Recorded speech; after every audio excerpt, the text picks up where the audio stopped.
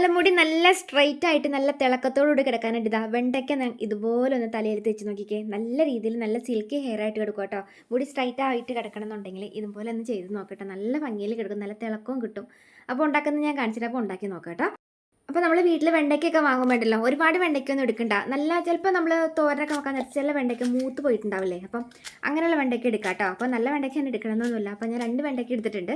ഈ 2 വെണ്ടയ്ക്കയിലേക്ക് ഉണ്ടല്ലോ കറിവേപ്പില ഒരു ഒന്നോ രണ്ടോ തണ്ട് കറിവേപ്പില ഇട്ട് കൊടുക്കുക കേട്ടോ. നമ്മൾ മുടിക്ക് നല്ല കറുപ്പും തിളക്കം കിട്ടാനുണ്ട് കറിവേപ്പില നല്ലതാണ് കേട്ടോ. പിന്നെ ഉണ്ടല്ലോ ചുവന്നുള്ളി ഇട്ട് കൊടുക്കുകയാണെങ്കിൽ ഉണ്ടല്ലോ നമുക്ക് തലയിൽ ഇങ്ങനെ തേച്ച് പിടിപ്പിച്ച് കഴിയുമ്പോൾ നീർക്കെട്ടും വീഴത്തില്ല.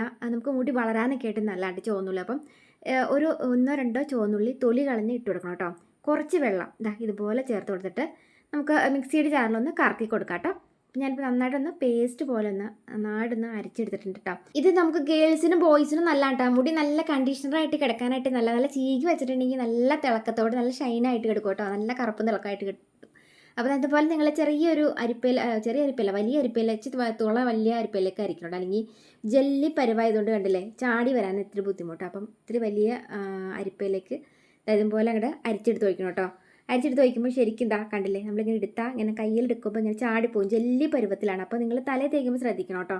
തലയിൽ ഇങ്ങനെ കയ്യിലെടുത്തിട്ട് നിങ്ങൾ സ്കാൽപ്പിൽ കൂടെ ജസ്റ്റ് ഒന്ന് ചെറുതായിട്ട് ഇങ്ങനെ മസാജ് ചെയ്ത് കൊടുക്കണം.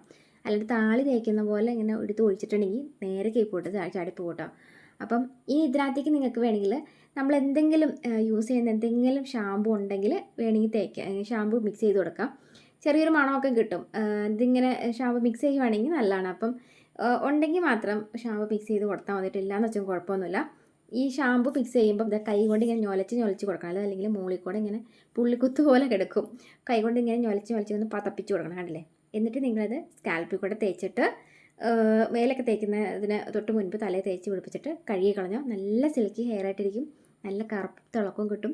മുടി കൊഴിച്ചിലും മാറാൻ നല്ലതാണ്. മുടി വളരാനൊക്കെ ആയിട്ടും അത് നല്ലതാണ് കേട്ടോ.